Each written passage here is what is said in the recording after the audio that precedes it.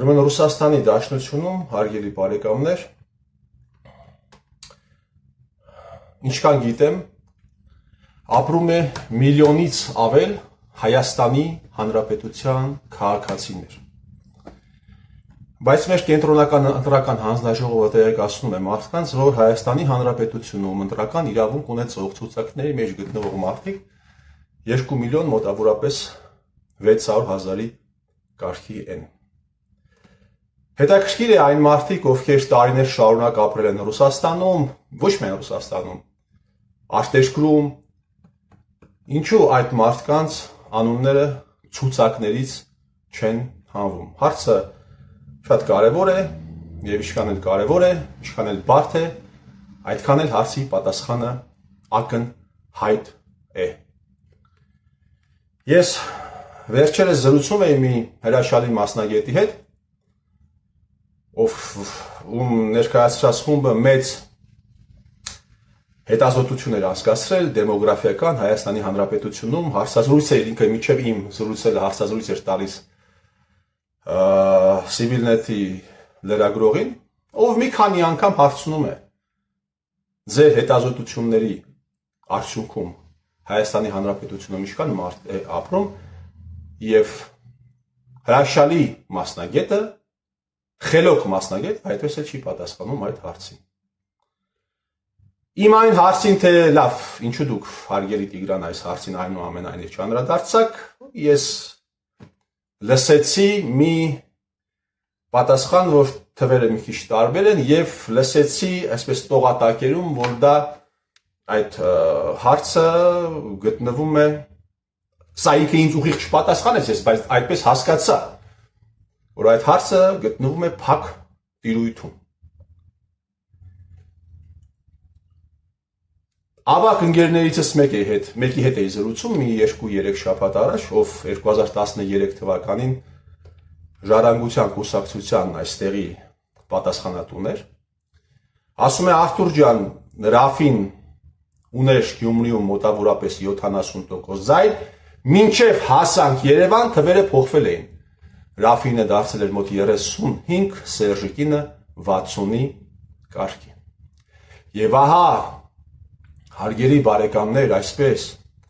30 տարի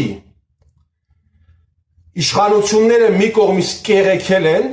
Հայաստանի Հանրապետությունը,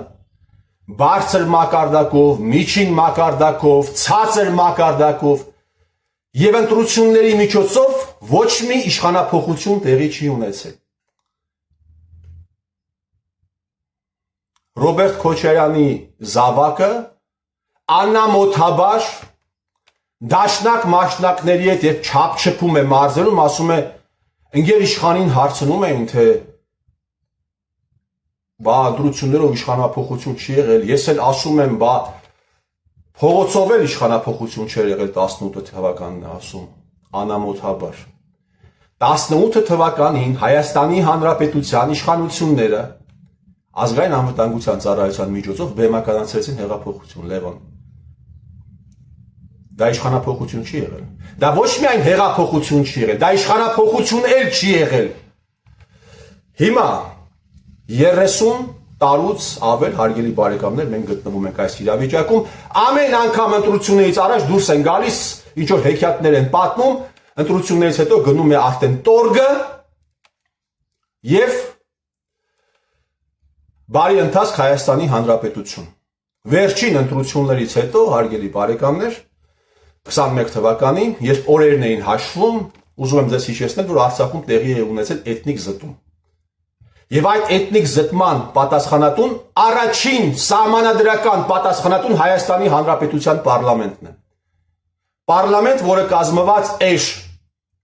Թևանյան Անդրանիկից, պարլամենտ, որը կազմված էր Իշխան Զաքարյանից, Տարոն Մարգարյանից, Արամ Վարդևանյանից, Արմեն Գևորգյանից, Իշխան Սաղաթելյանից, Գառնիկ Դանելյանից, ով Մասուր կաֆեում խուլիգանություն էր անում, դրա համար մանդատ չէին տվել, պարոն Ռոբերտ Քոչարյան, ձեր պատգամավորին, մանդատ չէին տվել, որ խուլիգանություն անի։ Հիմա, հարգելի բարեկամներ, Ռոբերտ Քոչարյանը ասում է, որ մի հոգի է ընդամենը դավաճանել իր թիմը, հա, դες Գեգամ Նազարյանն է, դավաճանել է թիմը։ Պարոն Ռոբերտ Քոչարյան, իսկ այս Սյունիքի բաները, որ ձեր թիմից էին, քաղաքապետները, գյուղապետները, որ օրը 5 անգամ ներողություն էին խնդրում հրապարակայնորեն Աննա Հակոբյանից, իրենք չեն դավաճանել, թիմը չեմ ասում, ընդհանրապես չեն դավաճանել, Թոխմախի Մեհեր Սեդրակյանի զավակը, ով ձեր թիմի անդամն էր, ստացավ մանդատ, Իմիջայից պիտի հիշեցնեմ ձեզ հարգելի բարեկամներ, որ Թոխմախ թաղամասում հեղափոխական բեմականացման այն ամենաթեժ պահերին այդ թաղամասի տղաները, իսկ դուք գիտեք թաղամասի հեղինակությունը ով է, փողոց էին փագել տալիս, փողոցներ էին փագում եւ փագել տալիս, իսկ ինքը չի դավաճանել, քանի հոգու անուն, այսպես նշենք, պարոն Ռոբերտ Քոչարյան, ու դուք հիմա ուզում եք հելել եք, այս նիկոլական ստի ֆոնին, ինչ որ ձեր ստերն եք գեներացնում, պարոն Ռոբերտ Քոչարյան, Հիմա կողքից լսողը կարող է ասել այ մարդ, ինչ է սկապել Ռոբերտ Քոչարյանից, ինչ է սկապել Նիկոլ Փաշինյանի հետ ձեռքի տված առաքելական եկեղեցու ավանդույթները պղծող Գագիկ Ծառուկյանից, արա ինչ է սկապել, լավ, ինչ ես այդ ժողովրդական լեզվով ասած ջուր լցնում Նիկոլի, հա, այդպիսի մտքեր կան ջրաղացին։ Այսինքն, եթե վաղը, հարգելի բարեկամներ, 2031 թվականին Սամվել Ալեքսանյանը որոշի պայքարել Նիկոլի դեմ եւ դու Սամվել Ալեքսանյանի պայքարը համարես եւ ոչ արդյունավետ եւ կեղծ եւ fake, ուրեմն դու դարձյալ դառնում ես Նիկոլի ուղղակի անուղղակի դառնում ես Նիկոլին օգնող։ Ես Նիկոլին օգնող եմ, դուք էլ Նիկոլին ձեր դեպուտատները օգնող չեն։ Եկեք նայենք թե ոնց եմ ես ապրում, Ստահակ Շան որդիկ, եւ եկեք նայենք թե ինչպես է ապրում Էդգար Ղազարյանը։ Եկեք ուսումնա մի հատ խումբ կազմեք, տեսնենք ես եմ ոնց ապրում եւ ոնց է ապրում Էդգար Ղազարյանը։ Մի կողմից ասում է ռեժիմը հանցագործ է, ես էլ եմ ասում ռեժիմը հանցագործ է։ Ամենասուր քննադատությամբ եմ հանդես գալիս, ինքն էլ է ամենասուր քննադատությամբ հանդես գալիս։ Հիմա քանի 100 Էդգար Ղազարյաններ ես ձեզ ասեմ, հիմա ես եղա Նիկոլ պաշտպանող, դուք Էդգար Ղազարյանի թիմակիցներով, հա, Իշխան Սաղաթելյանի թիմակիցներով, որ 3 միլիոններ պարտեավճարներ են ստանում, Նիկոլին հակառակ են, բայց այս ամենի հետ մեկտեղ, հարգելի բարեկամներ, այս ամենի հետ մեկտեղ։ Իսկապես ծանրագույն վիճակում են գտնվում։ Ես առաջարկում եմ, իհարկե այս առաջարկությունը օդի մեջ էլ այդպես կմնա, կլսենք անցնի առաջ, թող 3 ուժերը, որոնք ընդդիմություն են, հա, իբրև թե ընդդիմություն են, ապացուցելու համար, որ ես սուտ եմ, խոսում, սխալ եմ խոսում, սխալ եմ վերլուծում, սխալ բաներ եմ տարածում, հայտարարեն հետևյալը, որ իրենք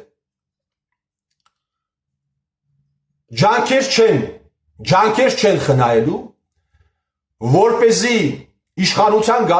նախ իրենք միավորում են իրենց ամբողջությամբ ջանքերը, միավորում են իրար հետ, Ծառուկյանը, Մեծարուստ Սամվել Կարապետյանը եւ Դաշնակ Մաշնակը միավորում են իրենց ողջ ռեսուրսները մեկ նպատակի համար։ Պիտի բացահայտվի 18 թվականի կեղծ հեղափոխությունը, պիտի բացահայտվի թե ինչպես է ազգային անվտանգության ծառայությունը իրականացրել եւ ինչի համար, թող ասեն, թող հայտարարեն։ Թող հայտարարեն, որ իրենք ջանքեր չեն խնայելու, բացահայտվելու պատերազմի հանգամանքները, թե ով է Օնիկ Գասպարյանին հրահանգներ տվել, իրենք ջանքեր չեն խնայելու, հրապարակելու, Օնիկ Գասպարյան, Սերժ Սարգսյան, բոլոր հեռախոսազրույցները, ինչպես նաև Օնիկ Գասպարյան, Ռոբերտ Քոչարյանի եթե եղել է, եթե հավատաք Միքայել Մինասյանին եղել է, օքեյ, թող Ռոբերտ Քոչարյանի հետ սղագրությունն էլ բացահայտվի։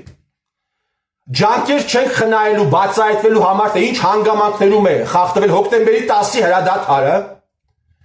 ջանքեր չեն խնայելու, բացահայտելու այն գործակալների անունները, որոնք ծածուկ ձևով իրականացրել են այս ավատյուրան, այս մեծ հանցագործությունը, որի հետևանքով մի ողջ սերունդ մի ողջ սերունդ զրկվել է իր կյանքից, թող հայտարարեն։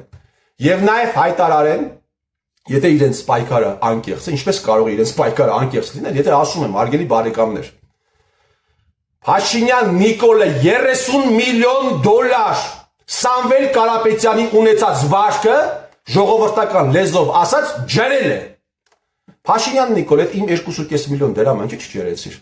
Բայց Սամվել Կարապետյանի 30 միլիոն դոլարը ջրեցիր, հա? Ապո, ինչի չջրիր։ Վարկը եղել է պարտք Արջին բանկին, բայց այս ամեն դել են դնում կողքի, հարգելի բարեկամներ, մարդեց առևտրային հարաբերությունների մեջ են մտել, էլ իրենց հետ բացարձակապես իրենց միջև որևէ կապ չունի։ Միջև վերջերս կապ կար, 3 միլիոններով փող էին փոխանցում Նիկոլի ֆոնդերին, Կարապետյանի թիմակիցներ, բայց հիմա էլ կապ չունի, հիմա թող բացահայտեն, այս ամեն ինչը թող հելեն հայտարարեն։ Եթե ընդդիմադիր են։ Թող հելեն հայտարարեն եւ նաեւ հայտարարեն, եթե մենք անցանք պարլամենտ, ընտրությունները կեղծվեցին, այսինքն հարգելի բարեկամներ, այս ընտրական ողջ գործընթացը կառավարվում է Վահագն Հովակիմյանի, Նիկոլի Վահագի եւ Արմեն Սմբատյանի, Սերժի Արմենի կողմից, այսինքն դուք ինչ եք կարծում, մի կողմից դուրս եք գալիս, ասում եք Նիկոլը հանցագործ է, կեղծար է, սա է, մյուս կողմից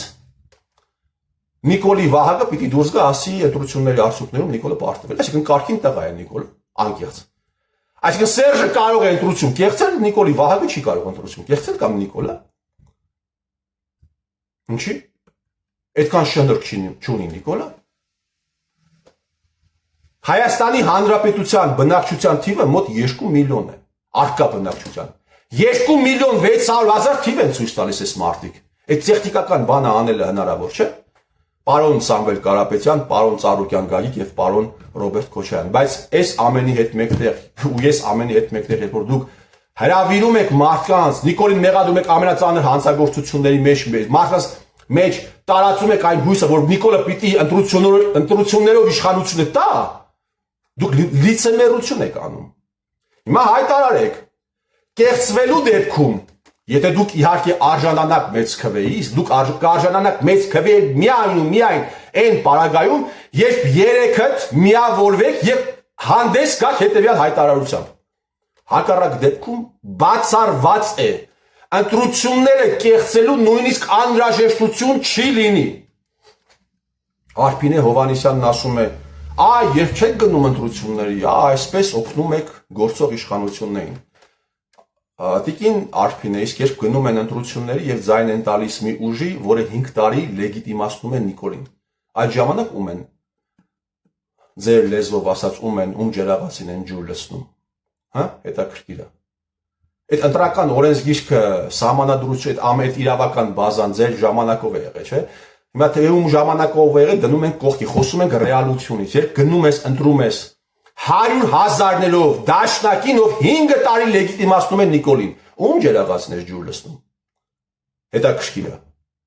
Պարոն Ռոբերտ Քոչարյան, պարոն Սամվել Կարապետյան եւ պարոն Գագիկ Ծառուկյան, ձեր ցուցակներում ազգային անվտանգության ծառայության քանի գործակալ կա։ Դուք ո՞նց եք ֆիլտրել։ Ո՞նց եք ֆիլտրել։ Ամեն անգամ, երբ ողբերգություն է տեղի ունենում, ավիակատաստրոֆա է տեղի ունենում, առաջին բանը, որը պահանջում են, որը ընդունված է, սև արկղերն են։ Պարոն Ռոբերտ Քոչարյան, 5 տարի ասում ենք սև արկղեր, ինչ 5 տարի։ 5 տարի հաճում ենք, ասում ենք սև արկղերը բացեք, բայց ամեն անգամ ինչ որ մի Աղվան Վարդանյան, ինչ որ մի տեղից դուրս է գալիս, ասում է հիմա դրա վախտն է։ Հիմա մենք պիտի պատմությունը փոխենք։ Ամեն անգամ, երբ ասում ենք սև արկղերը բացեք ու իմիջիայլոց իրենք սահանում են պատգամավորական լիազորությունների շրջանակներում։ Դուրս է գալիս ինչ որ մի Թևանյան ասում է Արարատ Միրզյանը փոքր ֆիգուր է։ Արարատ Միրզյանը փոքր ֆիգուր է, որ ես դրա մասին խոսեմ պարլամենտում։ Ամեն անգամ, երբ ասում ենք սև արկղերը բացեք, Տաշիր Սամվել, քո երկրորդ համարը բերանը ջուր առած վեր ընկնում պարլամենտում։ Սա ուղիղ ինչի հետևանք է։ Ինչի հետևանք է։ Ով կարող է հարգելի բարեկամներ այդ ողբերգությունից հետո դուրս գալ ասել ինչի համար է պետք սև արկղեր։ Միայն ու միայն խմած օդաչուի, քաշած օթաչուի հանցագործ զոքանչը եւ աները։ Իրեն պետք չի սև արխիվը բացել, որովհետեւ բացելու դեպքում այնքան բան է երես դուրս գալու, որ Նիկոլն ու Սերժիկը կորելու են գլողի ծոցը, ձեզ հետ միասին։ Այո, կարող է ավելի վատ լինել դրանից հետո մի քաոս սկսվել, բայց առանց այդ քաոսի մենք ընդհանրապես ոչ մի հույս, ոչ մի շանս եւ ոչ մի իրավունք չունենք գոյատևելու։ 2023 թվականի սեպտեմբերի 2-ին մարդը, ով Արցախը ճանաչել է Ադրբեջանի կազմում, դուրս է գալիս եւ ասում է շնորհավորում եմ Արցախահայությանը անկախության տոնի կապակցությամբ, ձեր լուր հայացքների ներքո ինչպես բանը, այդ որ ընդդիմադիր դաշտը բանեք, ձեզանով եք արել։ Փոխանակ ասեք, ես ինչ ես անում։ Կազուս բելի է ստեղծում եւ ստեղծվեց այդ կազուս բելին, նաեւ ձեր միջոցով ստեղծվեց։ Երբ բերեցիք են անմեղ սունակին, ով ձեռքը դրեց սահմանադրության վրա եւ ասաց երթվում եմ պայել Արցախի ինքնիշխանությունը եւ անկախությունը, դա այն դեպքում, երբ Նիկոլը պայմանավորվածություն ուներ, արդեն գրավոր, որ Արցախում պիտի զինված հայ տղամարդ չլինի։ Ասում է բան ենք անում, պաշտպանելու ենք անկախությունը։ Պաշտպանեցիր ստահակ, պաշտպանեցիր, քանի միլիոն դոլար եք դուք ձեր խմբով, քանի միլիոն դոլար փող եք դուք ձեր խմբով քերել Արցախի լուծարումից հետո։ Փաշինյան Նիկոլ, 800 միլիոն դոլար վարկը, որ դու ջարել ես, ում փողերն ես, էլի եմ ասում, ում փողերն ես հեչ արել, ում է պատկանել Power SPN, ով պարտք է եղել Արցախի ներդրումային հիմնադրամին 19 միլիարդ դրամ։ Ուշադիր լսեք, այն ստահակները, ովքեր ինձ ասում են իբրև թե ես ինչ որ ջրաղացին ջուր լցնում, դուք կործանված սրիկաներ եք, դուք անուղեղ կործանված սրիկաներ եք եւ կորեք իմ կյանքից, ընդհանրապես իմ տիրույթից, Facebook-յան նաեւ գլողի ծոցը։ Դուք ավելի վատ բան եք անում, քան արել է Նիկոլ Փաշինյանը, լսում եք։ Դուք այդ նույն բաները ինձ ասում եք այդ կեղծ Կիրանցի շարժումից հետո, դուք այդ նույն բաները ինձ ասում եք 2021 թվականին, երբ կրում էիք, դուք այդ նույն բանը ինձ ասում եք պատերազմի ժամանակ, ստահակներ, երբ ես միակ մարդն է այդ ռեժիմի խստացումից հետո, երբ դուրս եկա ասեցի 40,000 մարդ էր նայել իմ այդ բանը, տեսաուղերձը, այնքան վախկոտ եք, որ դուք նույնիսկ տարածում եք այդ տեսաուղերձի կեսը կտրել եք, միայն կեսն եք տարածում, որտեղ ես խոսում էի պատերազմի դեմ։ Դուք այդ նույն մարդն եք, դուք այդ նույն խմբերի ներկայացուցիչներն եք, տարբեր դեմքերով, տարբեր ձևերով, տարբեր սեռերով, սեռական ինչ որ պատկանելություն, նույն մարդիկ եք դուք։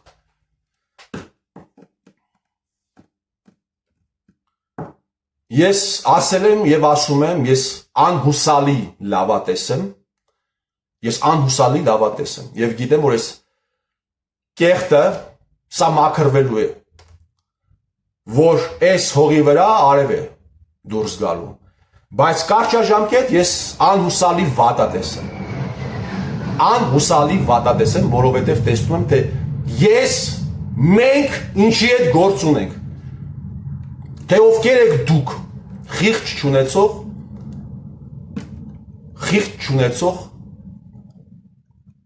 ուղեղը անջատած, Աստված մարդուն քթիցակ տվել է ոչ միայն շնչելու համար, ուղեղն անջատած, խմբակային շահի հետևից վազող շակալներ, բայց ձեզ պետք է բուժել, եւ ձեզ կբուժի միայն ու միայն ճշմարտությունը եւ զղջումը, միայն ու միայն ճշմարտությունը եւ զղջումը։